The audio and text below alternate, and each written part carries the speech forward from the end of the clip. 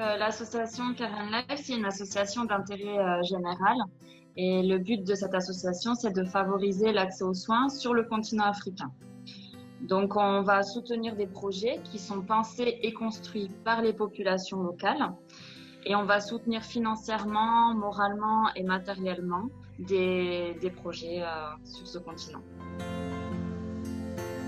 Cette aventure-là, elle a commencé en 2012 parce que je suis partie sur le continent africain, justement, au Burkina Faso, à Zorgo, en stage pré-professionnel dans le cadre de mes études d'infirmière.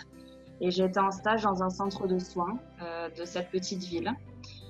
Suite à tout ce que j'ai vu et vécu pendant presque 2 mois là-bas, je suis revenue en France. J'ai commencé à travailler comme infirmière et j'ai réfléchi et décidé de créer une association qui me corresponde, qui corresponde à mes valeurs et qui soit dans le domaine du soin et du médical. Et pour ça, j'ai fait appel à l'aide de ma sœur Mona, qui elle aussi est dans le milieu médical. Je suis la vice-présidente et cofondatrice de l'association. Moi, je suis aide-soignante depuis presque 3 ans. Et on a toujours été toutes les deux dans le milieu associatif. Et on a uni nos forces pour faire une association qui corresponde vraiment, comme elle disait, à nos principes et nos valeurs, à la non-discrimination, à quelque chose qui soit ouvert à tous et qui permette à tout le monde d'avoir le même accès aux soins, peu importe son origine, son lieu d'habitation, tout ce qu'il peut y avoir. Donc on œuvre sur le continent africain. Pour l'instant, on œuvre sur 2 pays majoritairement, donc le Burkina Faso et le Cap-Vert. Au Cap-Vert, on a déjà envoyé du matériel médical et paramédical pour pouvoir fournir les personnes qui en avaient le plus besoin et qui n'avaient pas accès financièrement à ce matériel-là. Donc on a récupéré le nom de plusieurs jeunes qui avaient le plus besoin, disons, pour l'instant de ces soins. Et on a choisi de les soutenir avec l'association entièrement, financièrement et moralement. Donc on prend en charge 100% de leur traitement, leur consultation, les déplacements pour aller aux consultations, aux rendez-vous médicaux, et on soutient sur le long terme, donc du coup moralement également, l'entourage de ces personnes en situation de handicap. Donc voilà, ce sont majoritairement des mineurs et on a choisi de faire vraiment une prise en charge globale pour eux et pour tout l'entourage. Ensuite, donc sur le Burkina Faso également, on a fait de nombreuses missions. On est très investi sur le pays. On a commencé pareil avec de l'envoi de matériel médical, du gros matériel médical et paramédical. Là, c'était plutôt pour des structures hospitalières qui sont présentes donc, sur la commune de Zorgo et puis sur la capitale Ouagadougou. Donc on a fait partir pas mal de cartons de matériel pour leur apporter un petit peu notre aide. Et ensuite, on a fait des campagnes de dépistage. Donc, on a commencé par une campagne de dépistage ophtalmologique dans des villages de la commune de Zorgo également. Ça a permis de dépister 300 patients qui souffraient de troubles visuels. Et on a pris en charge les cas les plus urgents pour des opérations. C'était des personnes qui allaient perdre définitivement la vue si ce n'était pas fait rapidement. Donc on a choisi de financer leur opération et le suivi post-opératoire également. Et là, avec la période du Covid-19, on a pris à cœur de faire de la prévention d'abord. Donc on a mis en place une grande campagne de prévention. Grâce à un partenaire là-bas qui est un artiste local qui a une certaine renommée et qui donc permettait de rejoindre plein de jeunes à notre cause. On a fait ça sous forme de concours. En fait, les jeunes devaient faire un petit texte de 60 secondes, donc 1 minute, où ils faisaient un message de prévention pour leurs proches. Et dans tous les dialectes du pays. Ça a eu beaucoup d'impact, en fait, ça a énormément eu de vues. Donc ça a vraiment très bien marché. Ils sont passés même dans une émission télévisée grâce à cette action. Et on les a récompensés. Nous, ensuite, Karen Life leur a offert des lots, donc des lots qui étaient en lien avec la prévention, donc des savons, des masques, des sacs de riz, par rapport au confinement, donc pour qu'ils puissent avoir de la nourriture.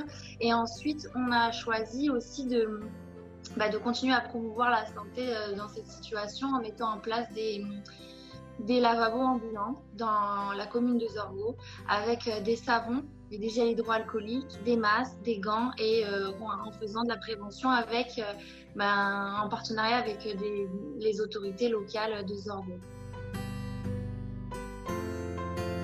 C'est pas nos projets à nous. On cherche à soutenir des projets qui sont pensés par la population locale. Nous, en fait, on soutient les projets.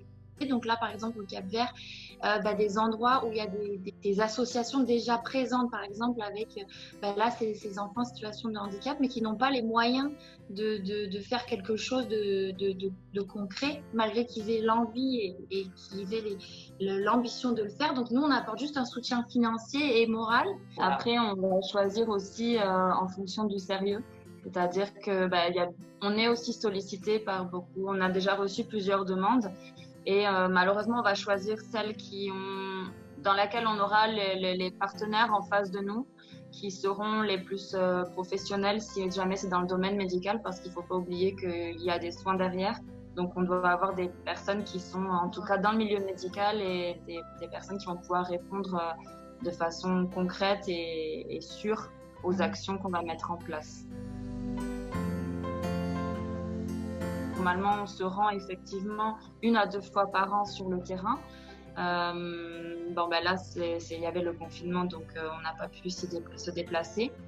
Là-bas également, en tout cas sur le Burkina Faso et sur Zorgo pour le chantier, ça a été retardé parce qu'ils ont également eu un couvre-feu avec une période de confinement, donc le chantier a pris du retard.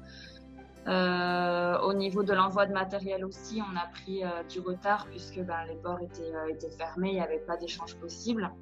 Et ensuite, on a pris du retard aussi au niveau collecte de fonds, puisque c'est une période financière qui est difficile pour tout le monde. Donc, au niveau de nous, on fonctionne surtout avec des donations de particuliers et de sociétés ou des partenaires d'entreprises.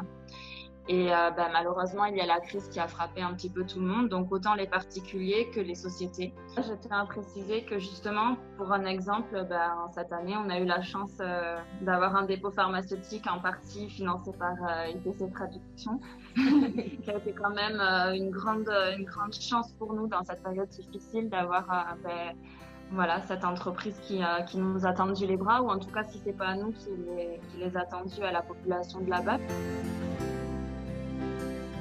Il nous reste la mécanisation du forage, le château d'eau, l'alimentation en eau courante et en électricité de la structure. Il nous reste aussi des latrines à construire. Parce qu'on a fait un système en sorte que les personnes malades soient pas en contact avec des personnes saines et que les personnes extérieures ne ramènent pas.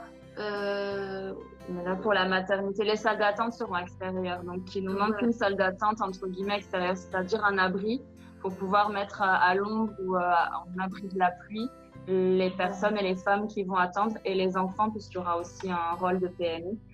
Il faut savoir que les besoins, bien évidemment, ont été étudiés avant et ils sont totalement insuffisants. Pour un simple chiffre, pour donner une idée, il y a un médecin sur Zorgo pour 27 400 habitants. Il y a 8 lits de maternité pour les 27 400 habitants.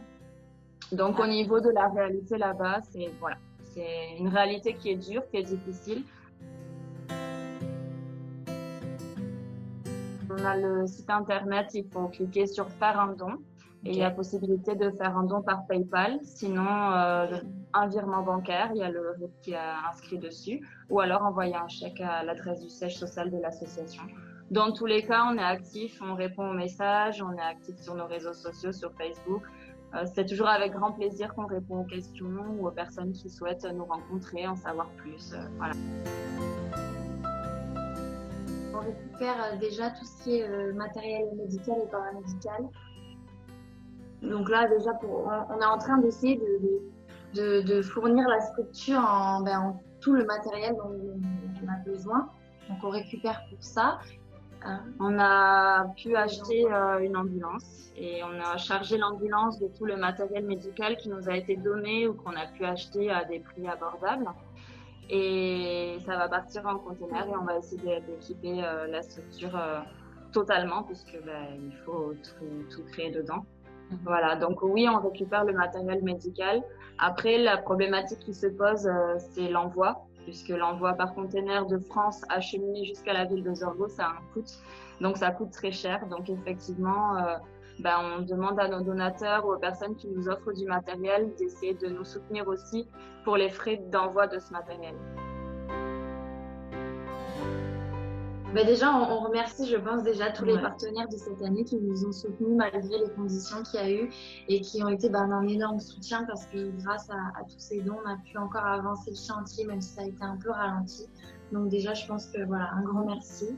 Un grand merci aussi à ceux qui nous encouragent parce que ça nous donne la force de nous battre aussi.